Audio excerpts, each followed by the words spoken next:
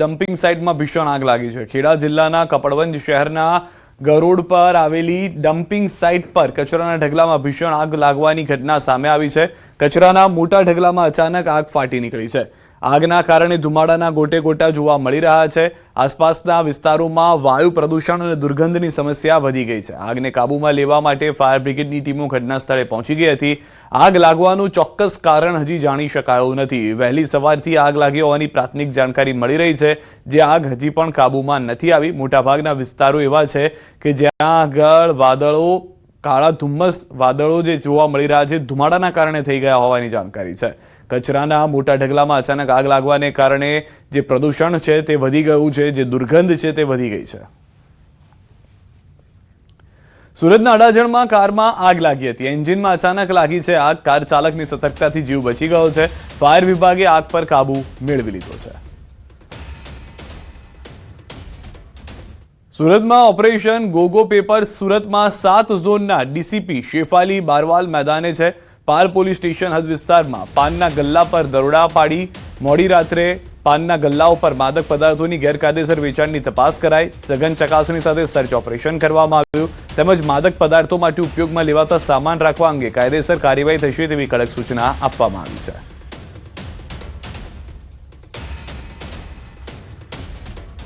અમદાવાદથી સમાચાર। એસીબીએ કરી છે મોટી કાર્યવાહી। સીઆઈડીના પીઆઈ ને કોન્સ્ટેબલ લાંચ લેતા ઝડપાયા છે। 30 લાખની લાંચ લેતા ઝડપાયા છે। એસીબીના ફરિયાદી અને તેમના મિત્ર સામે કાર્યવાહી ન કરવા માટે માગી હતી લાંચ। એસીબી દ્વારા વધુ કાર્યવાહી કરવામાં આવી રહી છે।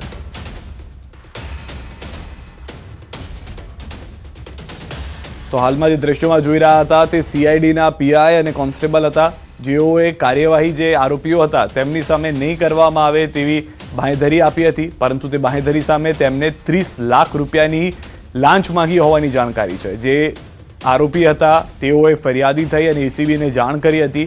એસીબીએ છટકો ગોઠવ્યો હતો અને સીઆઈડીના પીઆઈ અને કોન્સ્ટેબલને પકડ્યા હતા। દિલ્હીમાં નીતિન નબીને ચાર્જ સંભાળી લીધો છે। રાષ્ટ્રીય ભાજપના કાર્યકારી અધ્યક્ષનો ચાર્જ સંભાળ્યો છે। અમિત શાહ, જેપી નડ્ડા હાજર રહ્યા હતા। ભાજપના મોટા નેતાઓની હાજરીમાં ચાર્જ સંભાળ્યો છે।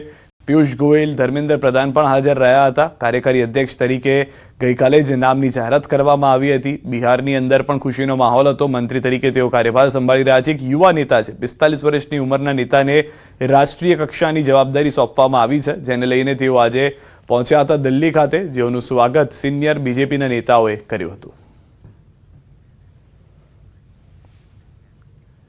સુરતના પૂર્વ સાંસદ દર્શના જરદોશને મોટી જવાબદારી। જરદોશને આસામ ચૂંટણીના સહપ્રભારી બનાવવામાં આવ્યા છે। ભાજપના અધ્યક્ષ જેપી નડ્ડાએ જાહેર કરી યાદી। આસામમાં વિધાનસભાની ચૂંટણીમાં જવાબદારી। પૂર્વ સાંસદ અને પૂર્વ રેલવે રાજ્યમંત્રી રહી ચૂક્યા છે। દર્શના જરદોશ અગાઉ પણ અન્ય રાજ્યોની ચૂંટણીમાં સહપ્રભારી તરીકેની જવાબદારી પૂરી કરી ચૂક્યા છે, જ્યાં ફરી દર્શના જરદોશને એક નવી જવાબદારી સોંપવામાં આવી છે। જેઓ સાંસદ તરીકે પણ અનેક વખત સુરત માટે કામ કરી ચૂક્યા છે, ત્યારબાદ હવે પૂર્વ સાંસદ દર્શના જરદોશને મોટી જવાબદારી સાથે આસામની ચૂંટણી જીતાડવા માટે સહપ્રભારી પણ બનાવવામાં આવ્યા છે।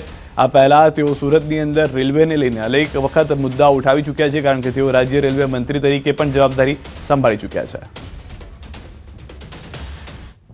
ગીર સોમનાથથી સમાચાર। 31st પહેલા બુટલેગરોના અવનવા કિમિયા જોવા મળી રહ્યા છે। દીવમાંથી વિદેશી દારૂ ગુજરાતમાં ઘુસાડવાનો પ્રયાસ થઈ રહ્યો છે। યુવકે 4 વ્હીલમાં ગેસના બાટલામાં બનાવ્યું હતું ચોરખાનું। ચોરખાનામાં દારૂ લઈને જતો શખ્સ પોલીસના હાથે ઝડપાઈ ગયો છે। ઉનાના નવા બંદર મરીન પોલીસે આરોપીને પકડ્યો છે। યુવકની કાર રોકી તપાસ કરતા દારૂની 19 બોટલ મળી હતી। કાર સહિત 2,76,000નો મુદ્દામાલ પોલીસે કબજે કર્યો છે। પોલીસે સમગ્ર મામલે આગળની કાર્યવાહી પણ હાથ ધરી છે।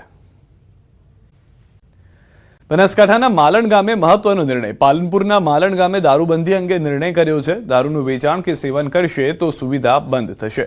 ગામ લોકોએ સભા યોજીને નિર્ણય કર્યો। પાણી કનેક્શન સહિતની સેવાઓ બંધ કરાશે।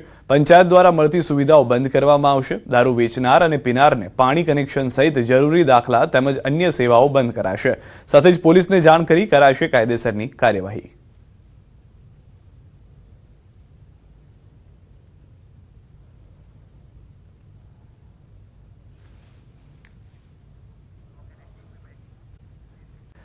તો દિગ્ગજ ફૂટબોલર મેસી લેશે વનતારાની મુલાકાત. દિલ્હીથી જામનગર જશે મેસી. જામનગરમાં વનતારાની મુલાકાત લેશે Massey. Rodrigo, D pole, Louis સુઆરેઝ પણ જશે વનતારા. આર્જેન્ટિનાના દિગ્ગજ ફૂટબોલર છે મેસી કે જેઓ ભારત પ્રવાસે છે. તેઓ દિલ્હી અત્યારના પ્રવાસ પર છે અને દિલ્હીથી તેઓ જામનગર જવા રવાના થશે.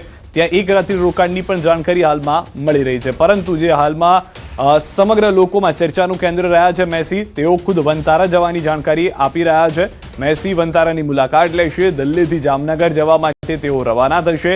જામનગરમાં વનતારા કે જેને લઈને મેસી એકલા નહીં પરંતુ તેમની સાથે રોડ્રિગો, ડી પોલ, લુઈસ સુઆરેઝ પણ વનતારા જશે. આર્જેન્ટિનાના દિગ્ગજ ફૂટબોલર મેસીને અનેક લોકો જોવા માટે તત્પર હોય છે. અલગ અલગ રાજ્યમાં તેમનો પ્રવાસ છે. મહારાષ્ટ્રમાં હમણાં તેમનો પ્રવાસ ખતમ થયો છે. તેઓ હવે દિલ્હી ખાતે અને દિલ્હીથી તેઓ જામનગર જવા રવાના થશે.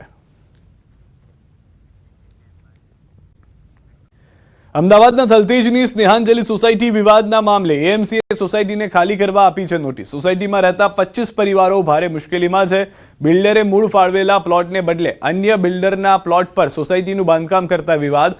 વર્ષ 1989માં બિલ્ડર દ્વારા સોસાયટી ઊભી કરાઈ હતી. રહીશોએ સરકાર સમક્ષ વૈકલ્પિક આપવાની માંગ કરી છે. પરિવારોને ઘર છોડવાની ફરજ પડે તેવી સ્થિતિ સર્જાઈ છે. પ્લોટ માલિકને વળતર આપ્યા વગર બિલ્ડર દ્વારા અન્ય બિલ્ડરના પ્લોટ પર સોસાયટીનું બાંધકામ કરી મકાનો વેચવામાં આવ્યા હતા. વર્ષ 2006માં સોસાયટીના રહીશોએ સબ રજિસ્ટ્રાર દ્વારા ગેરકાયદેસર બાંધકામ અંગે ફરિયાદ નોંધાવી હતી. મૂળ પ્લોટના માલિક બિલ્ડરે પોતાના પ્લોટ પરના મામલે કોર્ટમાં ફરિયાદ કરી. નીચલી કોર્ટે રહીશોને અમદાવાદ મ્યુનિસિપલ કોર્પોરેશનને 3.61 કરોડ રૂપિયા ચૂકવવાનો આદેશ આપ્યો, જે રકમ બિલ્ડર દ્વારા ભરવામાં પણ આવી હતી. આ મુદ્દો સુપ્રીમ કોર્ટમાં પહોંચ્યો હતો, જેમાં કોર્ટે પણ મૂળ માલિક પ્લોટ આપવા આદેશ કર્યો હતો. જ્યાં સોસાયટીને અમદાવાદ મ્યુનિસિપલ કોર્પોરેશને 4.88 કરોડ રૂપિયા ચૂકવવા નિર્દેશ મળ્યો હતો. આ કાયદાકીય ગૂંચવણ વચ્ચે રહીશોએ સરકાર સમક્ષ ન્યાયની માંગ ઉઠાવી છે. તંત્ર દ્વારા યોગ્ય ઉકેલ નહીં આવે તો 25 પરિવારોને ઘર ગુમાવવાની ભીતિ છે. છેતરપિંડી કરનાર બિલ્ડર સામે પોલીસ ફરિયાદની માંગણી છે. કહેવા માંગે છે કે ગેરકાયદેસર તમે સોસાયટી તમારી છે એને તોડવા માટે અમે આવ્યા છીએ, બરાબર છે. પણ અમારે એવું કહેવા માગીએ છીએ, અમારી રજૂઆત એ છે, અમને પ્રોપર્ટી કાર્ડ, ટેક્સ બધું 35 વર્ષથી અમે ભરીએ છીએ. લોન લીધેલી છે ઓએનજીસીના 18 મેમ્બરો તો ઓએનજીસીના છે. એ લોકોએ સેન્ટ્રલ ગવર્મેન્ટની લોન લીધેલી છે. એનું લોન અને વ્યાજ સહિત બધા પૈસા ભરી ગયેલા છે. હવે અત્યારે અમારા બિલ્ડરે કે અધિકારીઓએ જેને બી કોઈ પણ ફ્રોડ કરેલો છે તો એને પકડો. તો અમારા 25 સભ્યોનો શું વાંક? એમાં 25માંથી 10 થી 12 જણા તો વિધવા છે.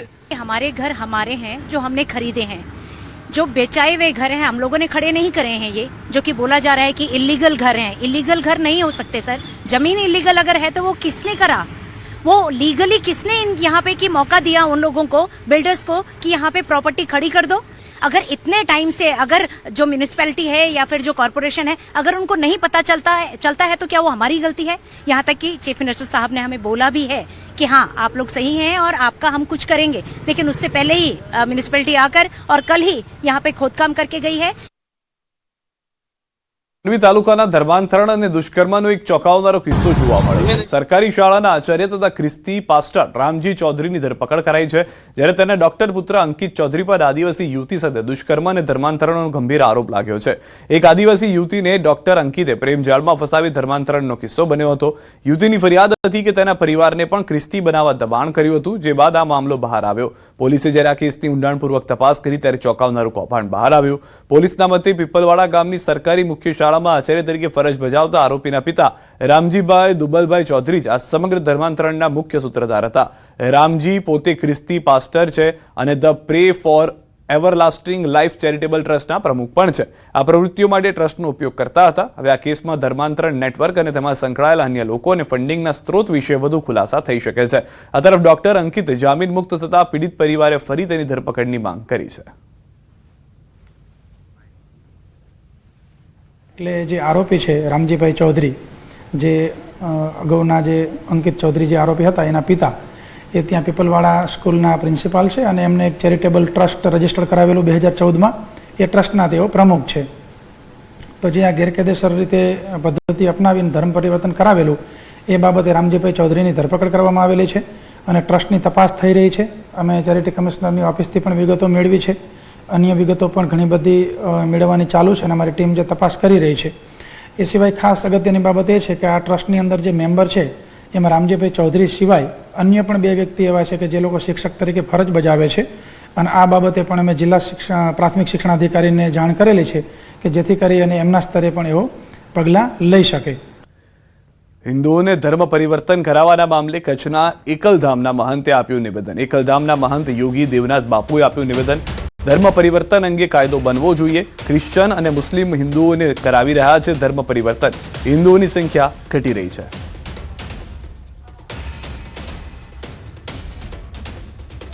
ક્રિશ્ચન મશીનરીઓ ખુલ્લેઆમ ધર્મ પરિવર્તન કરાવી રહી છે હિન્દુઓનું. મુસ્લિમો છે એ જેહાદનો એવા ઘણા બધા પ્રોપોગંડા કરી અને ધર્મ પરિવર્તન કરાવી રહ્યા છે. અગર હિન્દુ અલ્પસંખ્યક થઈ જશે આ દેશની અંદર તો કોઈ પણ બીજો સંવિધાનને માનવા માટે તૈયાર નથી અને અથવા તો બીજા જે પણ પરંપરાઓ છે એને નિભાવવા માટે તૈયાર નથી. એટલે હિન્દુ સમાજને ચોક્કસ એના ઉપર ચિંતા કરવી જોઈએ. 2 થી 3 એના સંતાન હોવા જરૂરી છે. સાથે સાથે સરકારોએ એક સખ્ત કાયદો બનાવી અને આ જો ધર્મ પરિવર્તન ધડલ્લેથી થઈ રહ્યો છે એને રોકવા માટે જરૂરી છે. અગર આ નહીં થાય તો આવાવાળો સમય હિન્દુઓ માટે બહુ કપરો રહેશે. સુરતથી સમાચાર. ઓલપાડના કીમ ગામ રેલવે ઓવરબ્રિજ નીચે દબાણ દૂર કરવાની કામગીરી હાથ ધરાઈ હતી. બ્રિજ નીચે થતા ટ્રાફિક જામને લઈને સુરત માર્ગ મકાન વિભાગ દ્વારા કામગીરી કરાઈ છે. હાલ રેલવે ઓવરબ્રિજના સર્વિસ રોડનું પણ કામકાજ ચાલી રહ્યું છે. શાંતિપૂર્ણ માહોલમાં દબાણ દૂર કરવાની કામગીરી શરૂ છે. કોંગ્રેસના પ્રગતિ આહિર સામે ફરિયાદ દાખલ. દુષ્કર્મ પીડિતા બાળકીની ઓળખ જાહેર કરવા બદલ ફરિયાદ. બાળકી પરિવારના ફોટો સોશિયલ મીડિયામાં મૂક્યા. આટકોટ પોલીસ સ્ટેશનમાં નોંધાઈ ફરિયાદ. પ્રગતિબેન આહિર વિરુદ્ધ આટકોટ પોલીસ સ્ટેશન ખાતે BNS કલમ 72 તથા પોક્સો એક્ટ કલમ 23(1), 23(2) તથા જુવેનાઇલ એક્ટ કલમ 74(3) મુજબ FIR રજીસ્ટર કરવામાં આવેલી છે અને આ ગુનાની તપાસ આટકોટ પોલીસ ચલાવી રહી છે. ગીર સોમનાથના ઉનામાં કોંગ્રેસના પ્રતિક ઉપવાસ. જિલ્લા કોંગ્રેસ પ્રમુખ અને પૂર્વ ધારાસભ્ય પુંજાભાઈ વંશની આગેવાની હેઠળ કોંગ્રેસના પ્રતિક ઉપવાસ. ગીર સોમનાથ જિલ્લામાં દારૂ, જુગાર અને ડ્રગ્સ બેફામ રીતે વેચાતા હોવાનો ગંભીર આક્ષેપ. કોંગ્રેસ નેતા પુંજા વંશે ગીર સોમનાથ પોલીસ તંત્ર તેમજ ઉનાના ધારાસભ્ય પર પણ ગંભીર આરોપો લગાવ્યા. સવારે 10 વાગ્યાથી સાંજે 6 વાગ્યા સુધી પ્રતિક ઉપવાસમાં મોટી સંખ્યામાં કોંગ્રેસના કાર્યકરો અને આગેવાનો જોડાયા. કે સમગ્ર ગુજરાતની અંદર જે પ્રકારે દારૂ, ડ્રગ્સ બેફામ અત્યારે વેચાઈ રહ્યું છે અને તેના કારણે ગુજરાતનું યુવા ધન બરબાદ થઈ રહ્યું છે. ગુજરાતની નાની ઉંમરની બહેનો વિધવા થઈ રહી છે. ગીર સોમનાથ જિલ્લા પોલીસની ભાગીદારીથી સમગ્ર ગીર સોમનાથ જિલ્લાના તમામ તાલુકાની અંદર બેફામ આ પ્રવૃત્તિ ચાલે છે. જૂનાગઢના સાયબર ફ્રોડમાં સાધુની સંડોવણી આવી છે સામે. કલ્યાણગીરી જૂનાગઢ અવધૂત આશ્રમમાં મહંત મહાદેવગીરીની શિષ્ય કેરાળા ગામના ગૌશાળાના સંચાલક કલ્યાણગીરી માસ્ટરમાઇન્ડ હોવાનું ખુલ્યું છે.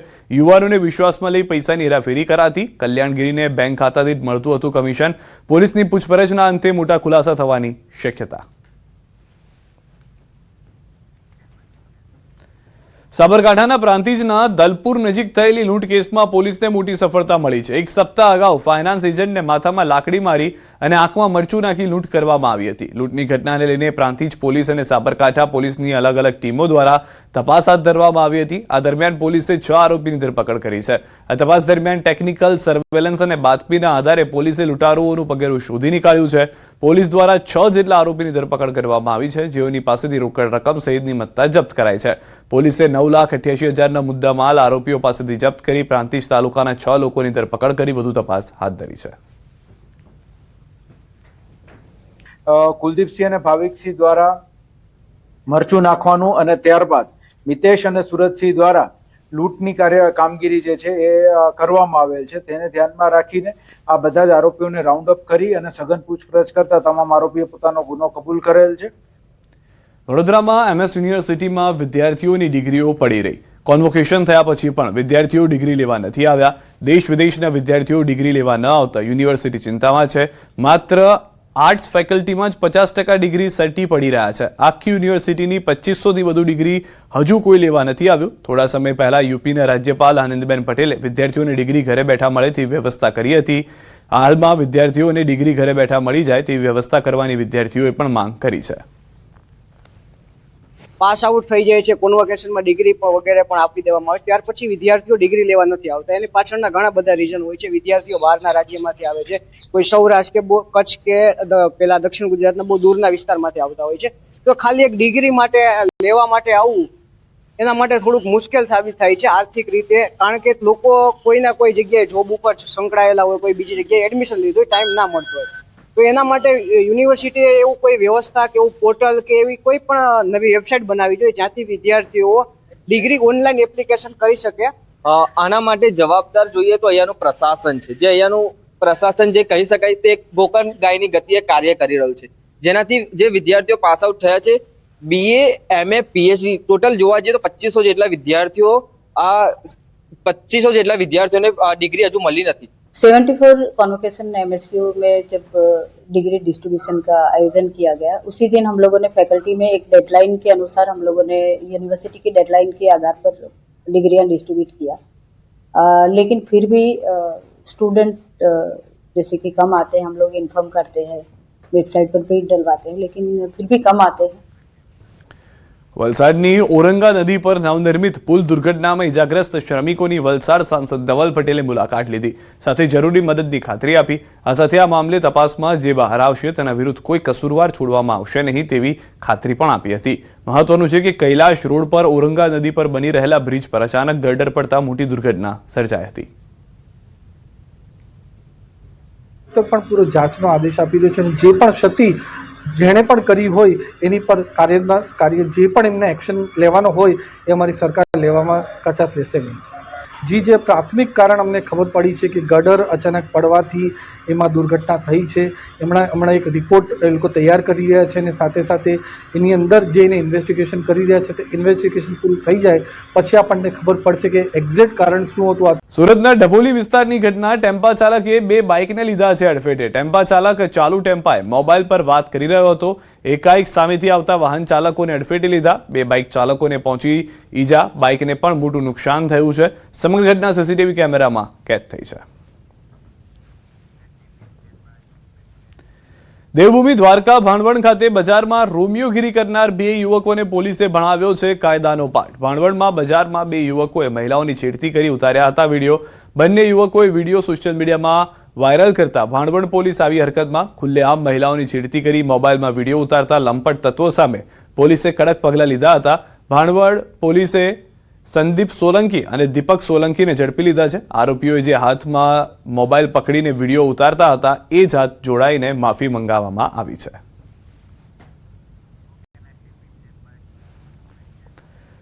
સુરતમાં ડબલ મર્ડરનો મુખ્ય આરોપી 12 દિવસ બાદ પણ પોલીસ પકડથી દૂર છે. 20,000ની ઉઘરાણીમાં 2 લોકોની કરી હતી હત્યા. લોખંડના સળિયા અને લાકડાથી ઢોર માર મારતા ઇજાગ્રસ્ત થતા મોત થયું હતું. ગોડદરાના લક્ષ્મણ નગરથી યુવાનને ઉઠાવી કેપિટલ સ્ક્વેર ખાતે કર્યો હતો. અત્યાર સુધીમાં પોલીસે 5 આરોપીની કરી છે અટકાયત, જે બાદ વધુ 3 આરોપીની કરી છે ધરપકડ. મુખ્ય આરોપી શિવા ટકલા હજુ પણ પોલીસ પકડથી દૂર છે. શિવા ટકલા સામે અગાઉ પણ હત્યા અને પોલીસ પર હુમલાની નોંધાયેલી છે ફરિયાદો. સગાઈ વિવાદ અંગે કિંજલ દવેએ મૌન તોડ્યું છે. બ્રહ્મ દીકરી હોવાનું મને ગૌરવ છે તેવું કિંજલે કહ્યું. સાથે જ તેઓએ કહ્યું કે 18 વર્ણોને મને સપોર્ટ છે. 2-4 અસામાજિક તત્વો દીકરીઓની પાંખો કાપે છે. અમુક અસામાજિક તત્વો દીકરીઓની લિમિટ નક્કી કરે છે. આવા અસામાજિક તત્વોને સમાજમાંથી હટાવો.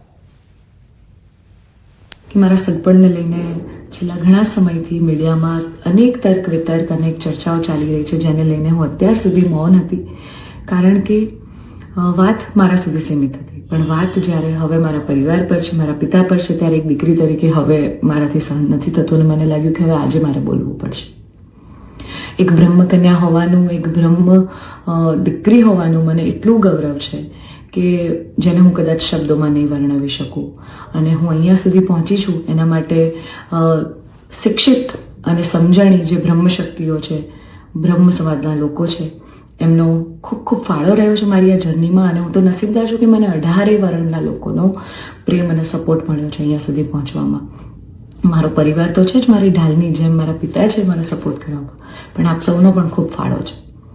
પરંતુ કહેવાતા સભ્ય અને મોડર્ન સમાજમાં જ્યારે અમુક 2-4 અસામાજિક તત્વો છે જે લોકો અત્યારે પણ દીકરીઓ માટેના રૂલ્સ અને રેગ્યુલેશન નક્કી કરશે કે દીકરીઓનું લિમિટ ક્યાં સુધી હોવી જોઈએ.